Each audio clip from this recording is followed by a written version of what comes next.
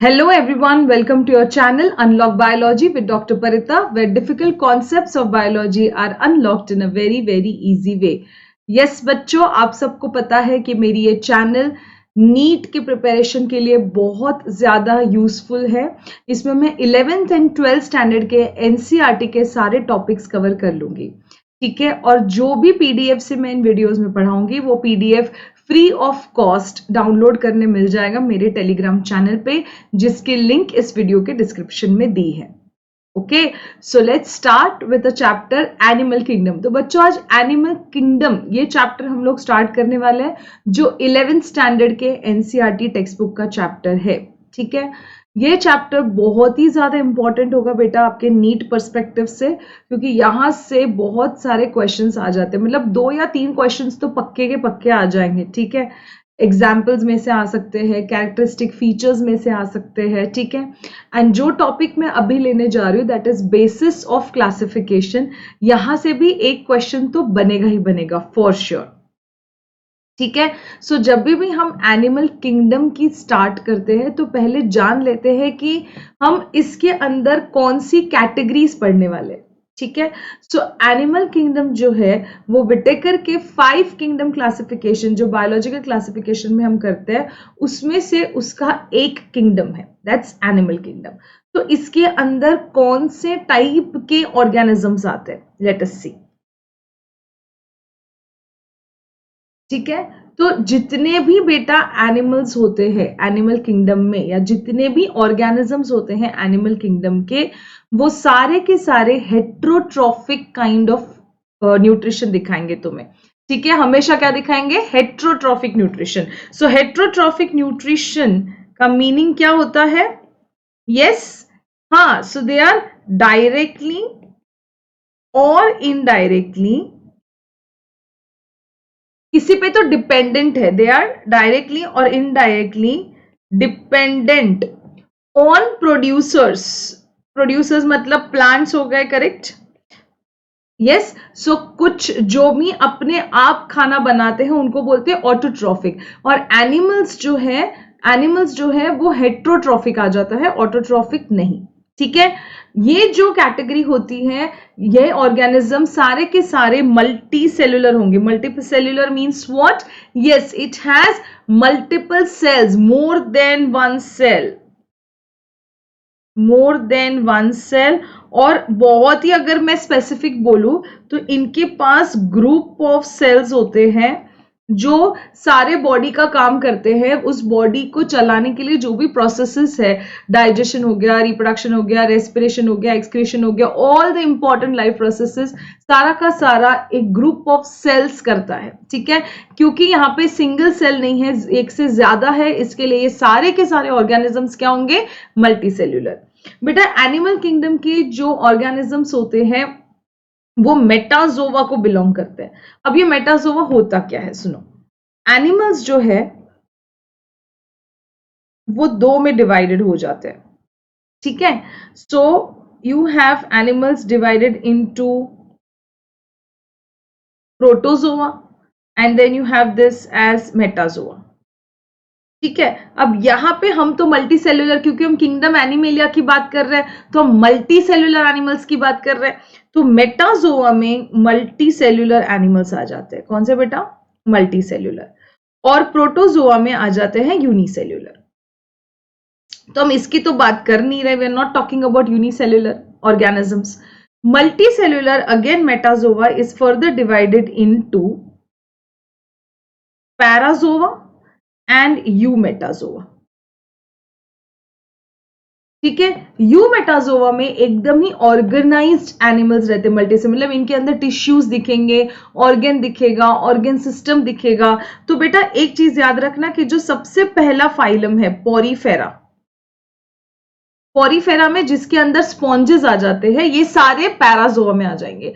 And बाकी सारे Porifera को छोड़ के, फाइलम पोरीफेरा को छोड़ के बाकी जितने भी फाइलम्स हैं एनिमल किंगडम के, ये सब के सब यूमेटाजोआ में आ जाएंगे। सो इन शॉर्ट ये सारे के सारे किंगडम एनिमेलिया किसके अंदर आ रहे हैं बेटा? मेटाजोआ के अंदर। तो हम इसकी बात करेंगे, प्रोटोजोआ की नहीं। अंडरस्टूड? इनके अंदर सेल वॉल एब्सेंट रहता है। लैक सेल वॉल का मीनिंग क्या है? Cell wall is absent.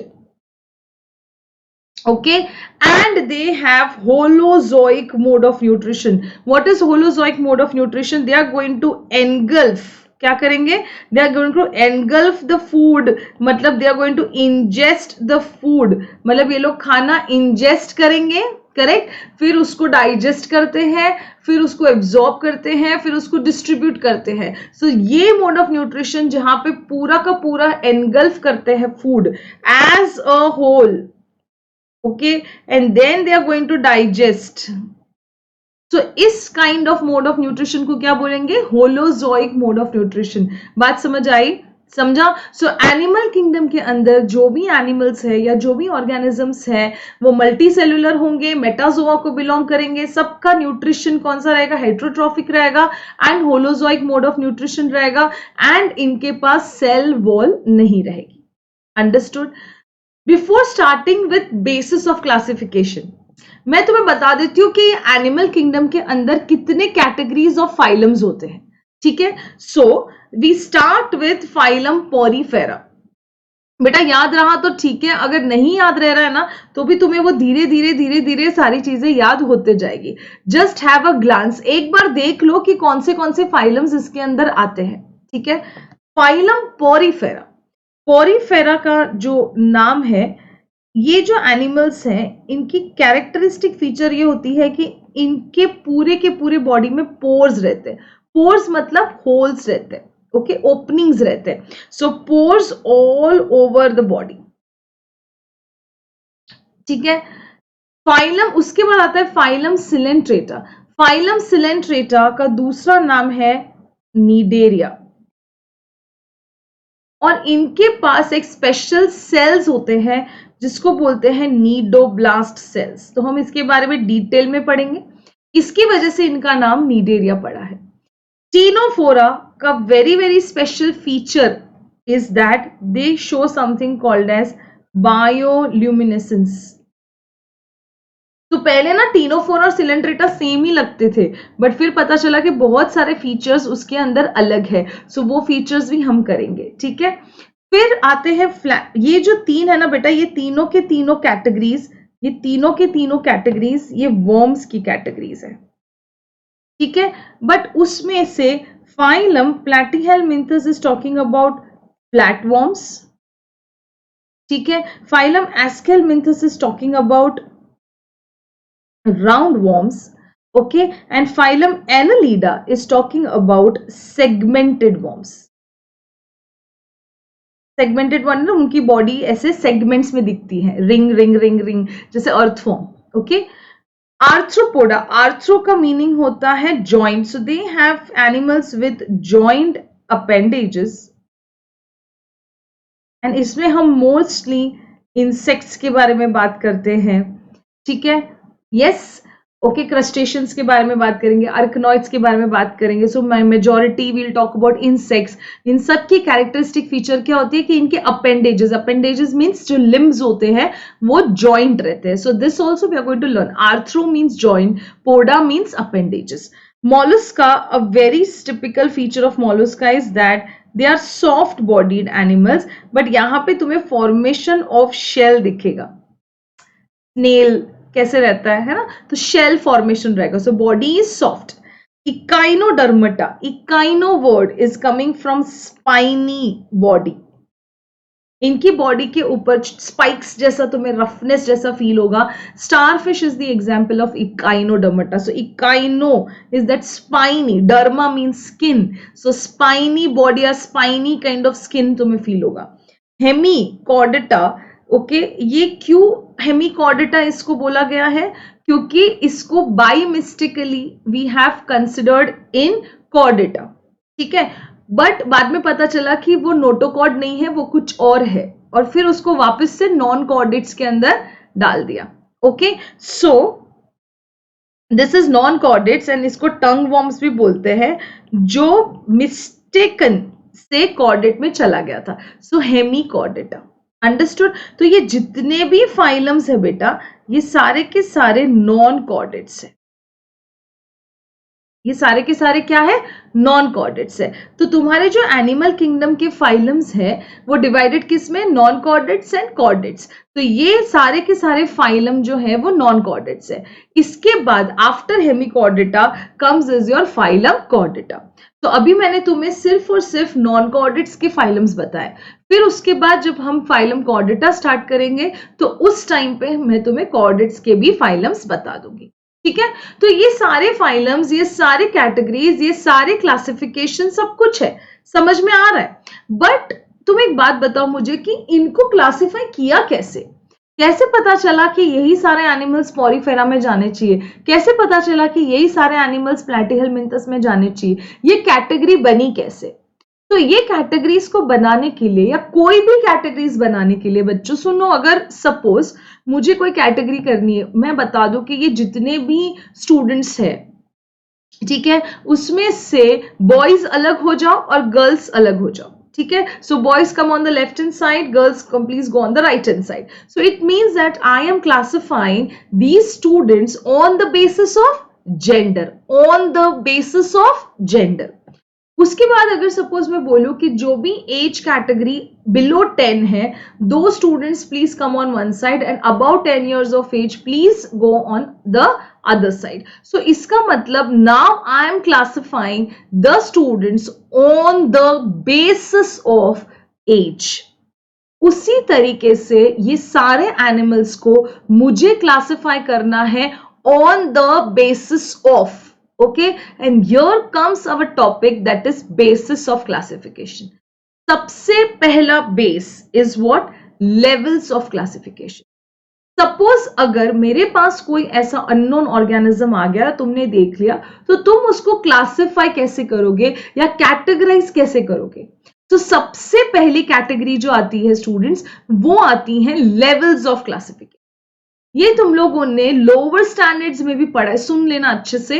इसके एग्जाम्पल्स और बेसिस ऑफ क्लासिफिकेशन में से अच्छे खासे क्वेश्चंस बन जाते हैं, ठीक है। So now let's start levels. Levels में तुम्हारे पास जो तुम्हारा बेसिक नॉलेज है उसको पहले देखो। तुम्हें इतना पता है कि सेल जो है, yes, cell gets group of cells will form tissues. बहुत सारे टिश्यूज एक साथ आके क्या बनाएंगे, ऑर्गन। बहुत सारे ऑर्गन एक साथ आके क्या बनाएंगे, ऑर्गन सिस्टम, करेक्ट। एंड बहुत सारे ऑर्गन सिस्टम्स क्या बनाएंगे, ऑर्गेनिज्म। एक ऑर्गेनिज्म के अंदर बहुत सारे सिस्टम्स हैं, ठीक है। बट हर कोई ऑर्गेनिज्म इतना कॉम्प्लेक्स नहीं होता है, ठीक है, क्योंकि जैसे जैसे हम एनिमल किंगडम्स के फाइलम पढ़ेंगे तो सबसे पहले वाले फाइलम बहुत बेसिक बेसिक होंगे, उनकी जो बॉडी होगी वो भी बहुत बेसिक होगी। It is not going to be that complex, understood. तो सबसे पहला जो कैटेगरी है, सबसे पहला जो बेसिस है क्लासिफिकेशन का, वो होगा लेवल ऑफ ऑर्गेनाइजेशन। मैं बताऊंगी कि ये ऑर्गेनिज्म कौन से लेवल ऑफ ऑर्गेनाइजेशन में आता है या इसकी बॉडी कौन से ऑर्गेनाइजेशन से बनी है, ठीक है। सो जो तुम्हें पता है बस वही है। जो भी एनिमल्स होंगे जिनकी भी बॉडी सिर्फ सेल्स से बनी है, मतलब बस सेल्स ऐसे साथ में आ रहे हैं और ऑर्गेनिज्म की बॉडी बना रहे हैं, okay. So just cells are coming together और बस वो फंक्शन दिखा रहा है। So there is some division of labour in seen, see division of labour, some is seen, okay. Division of labour मतलब काम डिवाइड कर रहे हैं, okay, in cells, correct. So such kind of body you will call it a cellular level of organisation. बेटा cellular level of organisation में जो phylum आता है that is your phylum Porifera. यहां पे जो आएगा वो आएगा क्या बेटा, फाइलम पॉरीफेरा, समझा। दूसरा लेवल ऑफ ऑर्गेनाइजेशन है टिश्यू लेवल ऑफ ऑर्गेनाइजेशन। मतलब यहां पे कुछ सेल्स जमा होंगे, टिश्यूज बनाएंगे, थोड़ा एक हायर लेवल टिश्यूज बना देंगे बस। अब ये ऑर्गेनिजम्स भी बहुत बेसिक है, इनका काम टिश्यूज से चल रहा है। इसका मतलब क्या, कोई भी लिविंग ऑर्गेनिजम्स को अगर जीना है तो सारे एक्टिविटीज करने पड़ेंगे, डाइजेशन करना पड़ेगा, फिर excretion, respiration, circulation, nervous control अच्छे से होना चाहिए। तो ये सारी जो फंक्शंस हैं ये करने के लिए इनको ज्यादा कॉम्प्लेक्स बॉडी की जरूरत नहीं है, तो इनका काम टिश्यूज से चल रहा है। तो यहां पे जो फाइलम्स आएंगे वो आएंगे बेटा फाइलम सिलेंट्रेटा। इसलिए बेटा मैंने तुम्हें फाइलम्स क्यों पहले करा दी, क्योंकि तुम्हें बराबर अभी पता चलेगा basis of, direct basis of classification चला के फिर मैं फाइलम्स अगर तुम्हें बताते रहूंगी तो that would be little confusing. तो जैसे ही तुम्हें लग रहा है कि नहीं फाइलम याद है, यहां पे जाओ और लिस्ट देख लो। तुम देखोगे कि ऊपर से लेके ऐसे जैसे सीक्वेंस तुम आगे आगे आगे बढ़ रहे हो, तो सबसे पहले एकदम बेसिक बेसिक है, एंड धीरे धीरे धीरे धीरे धीरे एनिमल्स क्या होते जा रहे हैं, कॉम्प्लेक्स होते जा रहे हैं। ओके, सो फाइलम सिलेंट्रेटा, फिर फाइलम टीनोफोरा, है ना, ये तुम्हारे आ जाते हैं टिश्यू लेवल ऑफ ऑर्गेनाइजेशन में। ऑर्गेन लेवल ये बहुत ही ज्यादा इंपॉर्टेंट है, क्योंकि एनसीईआरटी इसके अंदर एक फाइलम मेंशन कर रही है, and it is only the flat worms which show organ. इनको प्रॉपरली ऑर्गन सिस्टम बनाने की जरूरत नहीं। ऑर्गन सिस्टम का मीनिंग क्या है मैं तुम्हें बताती हूँ। तो सिर्फ एक टिश्यूज आ रहे एक साथ, एंड ये टिश्यूज एक ऑर्गन बना रहे, बस ये एक ऑर्गन से उनका फंक्शन हो रहा है, उनको बहुत सारे ऑर्गन्स एक साथ लाके सिस्टम बनाने की जरूरत नहीं है। ठीक है, सो इनके अंदर आ जाता है फाइलम प्लैटीहेलमिन्थस। ऑर्गन सिस्टम का मीनिंग क्या है पहले समझो। ऑर्गन सिस्टम मतलब अलग अलग ऑर्गन आके एक सिस्टम बना रहे। फॉर एग्जाम्पल अगर मैं सपोज डाइजेस्टिव सिस्टम लेती हूं, ठीक है, तो ये जो डाइजेस्टिव सिस्टम है ये कौन से ऑर्गन से बनता है? यस, स्टमक, ईसोफेगस, फिर तुम्हारा yes you can consider pancreas, intestine. तो ये अलग अलग, ये भी organ, intestine organ organ organ organ, तो ये सारे ऑर्गन ऑर्गन ऑर्गन बनाते हैं एक ऑर्गन सिस्टम। समझ में आया? ठीक है, तो प्लैटीहेलमिन्थस के बाद जितने भी फाइलम्स हैं, ठीक है, मतलब फाइलम एस्केलमिन्थस टू फाइलम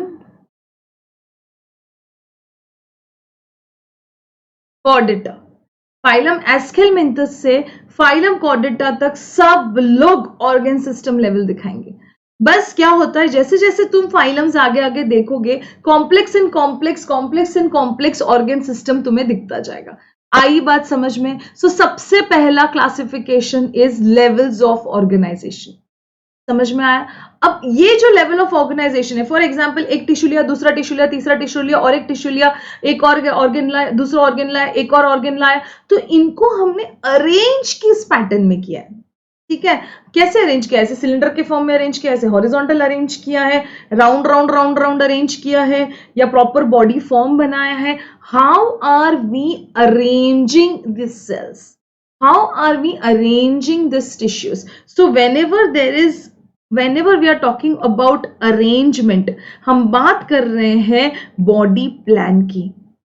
ठीक है, तो समझ लो बच्चों, बॉडी प्लान क्या है कि हमने ये सेल्स को किस तरीके से अरेंज किया है। तो मान लो कि मैंने सेल्यूलर लेवल्स है, तो मैंने एक सेल लिया, दूसरा सेल लिया, तीसरा सेल लिया, और एक सेल लिया, और एक सेल लिया, बस उसको लाके रख दिया। This kind of body pattern you will call it as cell aggregate. और ये वाली जो बॉडी पैटर्न है बेटा, ये दिखती है सिर्फ और सिर्फ फाइलम पॉरीफेरा में, एंड इसके लिए ये पैराजोआ कैटेगरी में आते हैं, क्योंकि इनके पास कोई भी पर्टिकुलर प्रॉपर टिश्यूज या ऑर्गेनाइज्ड वे नहीं है बॉडी में। इनकी बॉडी बस एक सिंपल सेल्स है, यही सारे फंक्शन कर रहे हैं, सेल्स को बस हमने लाके रख दिया as a form of aggregate. Understood? So that's why this kind of body arrangement is called as cell aggregate, जो फाइलम पॉरीफेरा में दिखता है। आई बात समझ में? दूसरा जो बॉडी प्लान है उसको बोलते हैं blind sac body plan. Blind sac body plan में हम क्या करते हैं बच्चों? ब्लाइंड सैक बॉडी प्लान में हम इस तरीके से टिश्यूज को अरेंज करते हैं, इस तरीके से ऑर्गन्स को अरेंज करते हैं कि बॉडी में सिर्फ एक ही ओपनिंग है. Okay, there is only one opening. Okay, and this one opening, okay, this is only serves as mouth and anus. Okay, and such kind of digestive system, you call it as incomplete digestive system. ठीक है, तो इनकी body हमने इस तरीके से arrange की है कि क्या हो रहा है बेटा? Yes, there is only one opening and only this opening is working as mouth as well as anus. Understood? So कोई दूसरा opening नहीं है anus के. Such kind of body plan you will call it as what? Blind sac body plan. Understood? Blind sac kind of body plan or incomplete digestive system तुम्हें दिखेगा in phylum. अगर तुम्हें इसको यहाँ पे लिख देती हूँ, you have this one opening, this is your one opening. So कौन से फाइलम में दिखता है? You will find in phylum Coelenterata, Ctenophora and Platyhelminthes. Okay, so you will find in phylum Coelenterata, yes, Ctenophora and Platyhelminthes. One opening. ठीक है, तो ये तुम्हें अच्छे से, ये नोट्स जैसे मैं लिख रही हूँ ना बेटा, सेम टू सेम तुम्हें डाउनलोड करने मिल जाएंगे. Platyhelminthes. ओके, एक और काइंड ऑफ तुम्हारा पैटर्न है which you call it as what? Tube in tube pattern. What you call it as? Tube in tube pattern. Now what is tube in tube pattern? तो you will have this as your digestive system. So this is one opening. ठीक है, and you will have one more cavity outside. मतलब जो body की cavity है. So this is your body cavity. ये तुम्हारा body का वॉल है या बॉडी वॉल है. ठीक है, so this is body and you have one more opening, mouth, correct? So this is the inner tube. So this is suppose your digestive system. Okay, so this opening is acting, one opening is acting as mouth and one opening is acting as anus. समझ आया? So this is called as one tube. That digestive tube is present inside one more tube. That's your body wall. Understood? So this is your, this portion is your body wall, correct? This is the digestive system. Okay, and that digestive system is complete, means having two openings. Okay, so right from phylum Aschelminthus, you will start seeing this tube in tube pattern. Okay, in between you might have some which is having one opening, but you will always see this tube in tube pattern. So even yes, phylum Arthropoda has tube in tube pattern. Okay, phylum Mollusca has tube in tube pattern. Humans also have tube in tube pattern. So on and so forth, you are going to see tube in tube pattern in more and more complex organisms. I hope this is clear. Correct? Now, your tube in tube pattern, whenever we are talking of this tube in tube pattern, उस time पे you are going to see two types. One is protostomes and other is deuterostomes. So I'll show you what is happening in there. So we'll see that. Now see, protostomes and deuterostomes. Okay, so your tube in tube pattern can be protostomes or can be deuterostomes. Correct? Now, protostomes में mouth forms first and anus forms second or after the mouth formation. ठीक है? In deuterostomes, mouth forms after the formation of anus. कैसे याद रखोगे इसको बेटा? In zoology, whenever you see the word stoma, कैसे याद रखोगे? Stoma. So stoma. It means a mouth or a opening. Okay? And proto का meaning होता है first and deutero का meaning क्या होता है? Second. आई बात समझ में? So deutero means second, proto means first. So tube in tube में जहां पे माउथ पहले फॉर्म हो रहा है वो प्रोटोस्टॉम्स, और जहां पे एनस पहले फॉर्म हो रहा है, माउथ बाद में फॉर्म हो रहा है, मतलब माउथ सेकेंड फॉर्म हो रहा है, उसको तुम क्या बोलोगे बेटा? ड्यूटेरोस्टोम्स. समझा? So level of organization, then you have body plan, and उसके बाद बहुत ही सिंपल चीज है, that is symmetry. Okay? So symmetry में सबसे पहले याद रखना कि हम लोग बात करेंगे प्लेन और एन एक्सिस, और वो एक्सिस हमेशा सेंटर से पास होगा. तो जब भी कोई एक्सिस या जब भी हम लाइन ड्रॉ करते हैं, तब वो जब हम लाइन ड्रॉ करेंगे सेंटर से, जब वो पास होता है, तो वो लाइन जब हम ड्रॉ करते हैं और अगर इक्वल हाफ्स नहीं मिलते, कोई भी किसी भी तरीके से तुम ड्रॉ कर लो, बस वो एक्सिस सेंटर से पास होना चाहिए. सो अगर मुझे डिटरमाइन करना है, सपोज ये ऐसा कोई स्ट्रक्चर है एंड मैं इसको कहीं से भी इधर से डिवाइड करूं, इधर से डिवाइड करूं, इधर से डिवाइड करूं, इधर से डिवाइड करूं, मुझे दो इक्वल हाफ्स मिल ही नहीं रहे. Okay? So any plane passing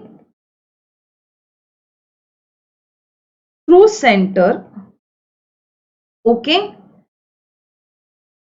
does not divide body into two equal halves. Okay? और उसको हम क्या बोलेंगे बेटा? एसिमेट्रिकल. बिल्कुल कोई सिमेट्री दिखाई नहीं रहा है. करेक्ट? इसकी जो एग्जाम्पल है, इसकी एग्जाम्पल में आ जाता है तुम्हारा फाइलम पोरीफेरा, मतलब हम स्पॉन्जेस की बात करेंगे. करेक्ट? दूसरी सिमेट्री बोलती है कि any plane passing through centre divides the body into two equal halves. पता है बच्चों ये कौन सी सिमेट्री? रेडियल. मतलब सपोज ऐसी तुम स्टारफिश वाली ले लो, starfish. Okay? You divide,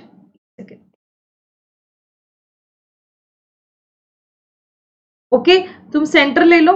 okay? You divide it, you will get two equal halves. If you divide like this, you will get two equal halves. If you divide it from center, divide it from transverse axis, you will start getting a two equal halves. Pizza जैसा है ना? इसको भी तुम कैसे भी divide करो, from the center, from horizontal, transverse, anyways you are going to get two equal halves in any plane. कोई भी plane जो center से पास हो रहा है और तुम्हें two equal halves मिल रहे हैं. Such kind of symmetry you will call it as what? Yes, you will call such kind of symmetry as radial symmetry. ठीक है? रेडियल सिमेट्री तुम्हें दिख जाती है in phylums. You will see in the phylums coelenterata. You will see in which phylums? Coelenterata में दिखेगी. दूसरा तुम्हें किस में दिखेगी? वो ये जो एग्जांपल्स है सिलेंट्रेटा का, दूसरा तुम्हें किस में दिखती है? वो टीनोफोरा में. और तीसरा किसमें दिखती है? स्टारफिश में. बट स्टारफिश किसको बिलोंग करती है? इकाइनोडर्मेटा. तो इसको लिखते हैं adult echinoderms.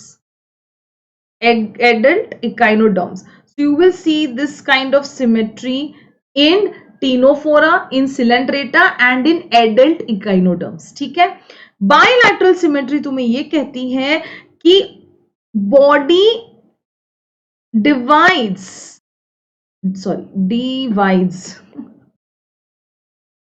body divides into two equal halves, okay, in only one plane, again passing through the center.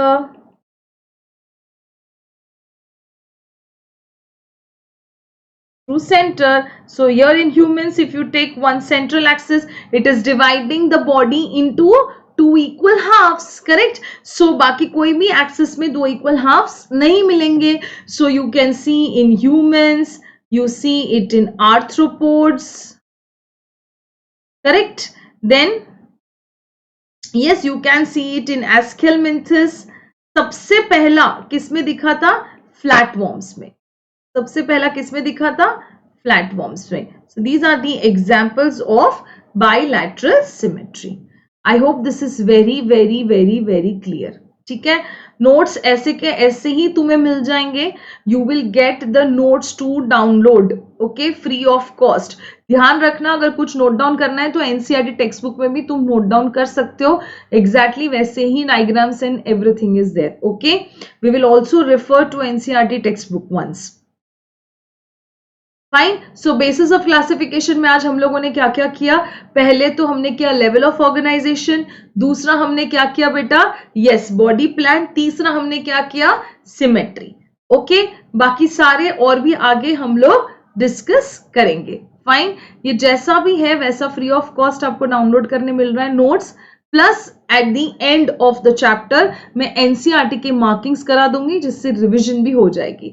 ठीक है, और फिर वो भी पीडीएफ आप लोगों को डाउनलोड करने मिल जाएगा. ठीक है, अगर वीडियो अच्छा लगा हो तो बेटा लाइक कर देना, चैनल को सब्सक्राइब कर देना.